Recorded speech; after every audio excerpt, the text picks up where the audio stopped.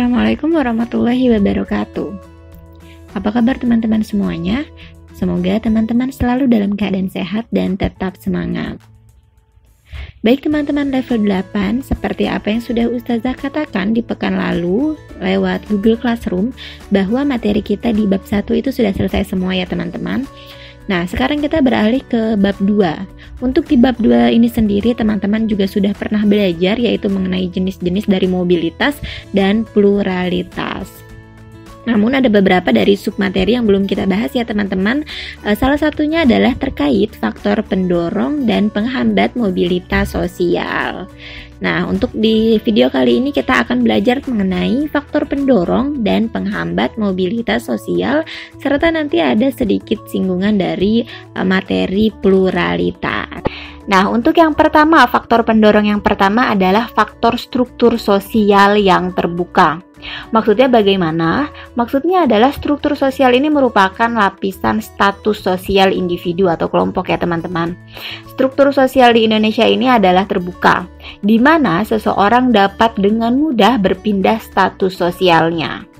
Nah, maksudnya bagaimana? Maksudnya adalah kemudahan perpindahan status sosial. Contohnya, masyarakat, individu atau kelompok yang status sosialnya berada di bawah dengan mudah dapat mengalami mobilitas sosial naik atau perpindahan status sosial dengan mudah.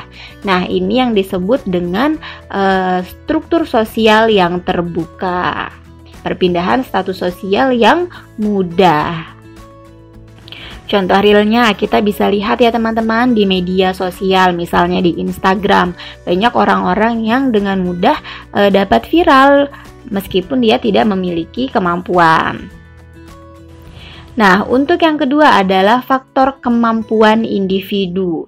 Faktor individu adalah kualitas atau kemampuan setiap orang ataupun kelompok. Semakin tinggi kualitas seseorang atau kemampuannya semakin tinggi, maka akan semakin mudah melakukan mobilitas sosial. Nah, mobilitas sosialnya yang pasti adalah mobilitas sosial naik jika kemampuan yang dimilikinya adalah kemampuan yang positif. Kemudian faktor selanjutnya adalah faktor kondisi ekonomi.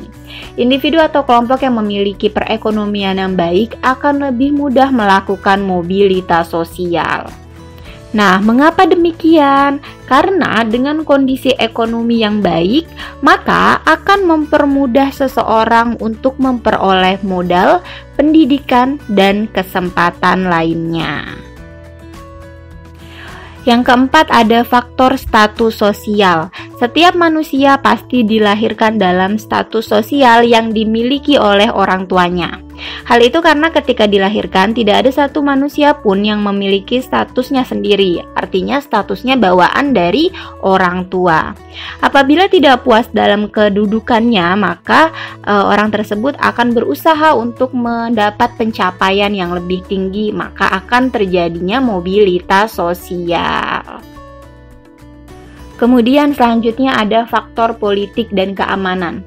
Situasi politik yang baik dan kondisi keamanan yang terjamin sangat penting bagi masyarakat, karena apabila situasi politik dan keamanan suatu negara tidak baik, maka tidak dapat menjamin keamanan penduduknya dari penduduknya. Dan penduduk pasti akan berpindah ke tempat yang lebih aman untuk melakukan mobilitas sosial. Selanjutnya adalah faktor kemudahan akses pendidikan. Dengan mudahnya mengakses pendidikan, maka semua orang dapat memiliki kesempatan untuk memiliki pendidikan yang berkualitas. Jika pendidikan berkualitas mudah didapat, tentunya akan mudah bagi orang untuk melakukan pergerakan atau mobilitas dengan berbekal ilmu yang telah diperolehnya dari apa yang dia dapatkan di pendidikan itu, atau dalam cangkupan ini adalah sekolah ya teman-teman. Pendidikan di sini disebut dengan sekolah. Dan yang terakhir adalah faktor kependudukan. Faktor kependudukan ini biasanya menyebabkan mobilitas dalam artian geografis. Di satu pihak, pertambahan jumlah penduduk yang pesat mengakibatkan sempitnya tempat atau pemukiman. Nah, untuk di pihak lainnya, kemiskinan yang semakin merajalela. Keadaan demikian membuat setiap warga negaranya atau warga masyarakat di wilayah tersebut mencari tempat atau kediaman lain. Nah, itu adalah 7 faktor dari penyebab mobilitas sosial. Sekarang kita masuk ke faktor penghambat. Faktor penghambat mobilitas sosial dibedakan menjadi 3. Yang pertama adalah faktor kemiskinan.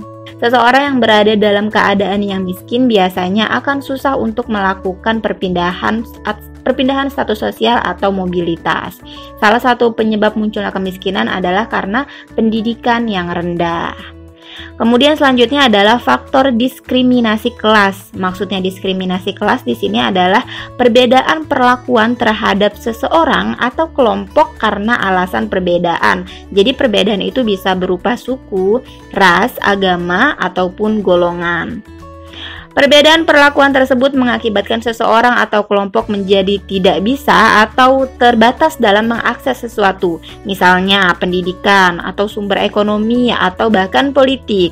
Akibatnya, kehidupan mereka tidak bisa berkembang dan maju sehingga terhambat dalam proses melakukan mobilitas sosial. Nah, yang terakhir adalah faktor pengaruh sosialisasi yang sangat kuat. Sosialisasi yang sangat kuat dalam masyarakat akan menghambat proses mobilitas sosial dalam masyarakat tersebut. Nah, biasanya ini berkaitan dengan adat istiadat ya teman-teman. Contohnya adalah suatu masyarakat yang terisolasi dalam pengaruh luar, maka masyarakat tersebut pasti akan tertutup terhadap kemungkinan adanya mobilitas sosial. Kemudian sekarang kita masuk ke dalam penyebab pluralitas. Penyebab pluralitas yang pertama adalah kondisi geografis wilayah Indonesia. Nah, di sini tertulis banyak pulau di Indonesia, tanda panah pluralitas. Maksudnya bagaimana? Maksudnya adalah kondisi geografis wilayah Indonesia ini kan terdiri dari banyak sekali pulau ya teman-teman. Nah, pastinya pulau-pulau ini memiliki karakteristik dan ciri-ciri yang berbeda antar satu pulau dengan pulau lainnya. Nah, perbedaan ini membuat atau menyebabkan perbedaan-perbedaan seperti bahasa, kemudian ras, agama, dan sebagainya. Nah, ini memunculkan adanya pluralitas atau keanekaragaman. Kemudian yang kedua adalah Indonesia ini terletak di antara Samudra Hindia dan Samudra Pasifik. Lantas, apakah hubungannya antara penyebab pluralitas dengan Indonesia terletak di antara dua samudra ini? Nah, Samudra Hindia dan Samudra Pasifik ini merupakan jalur perdagangan internasional, teman-teman. Sehingga banyak negara-negara di luar negara Indonesia ini dengan mudah ya teman-teman dapat datang melakukan perdagangan. Nah, kemudahan akses ini menyebabkan munculnya pluralitas atau keanekaragaman. Nah, yang terakhir adalah perbedaan iklim dan struktur.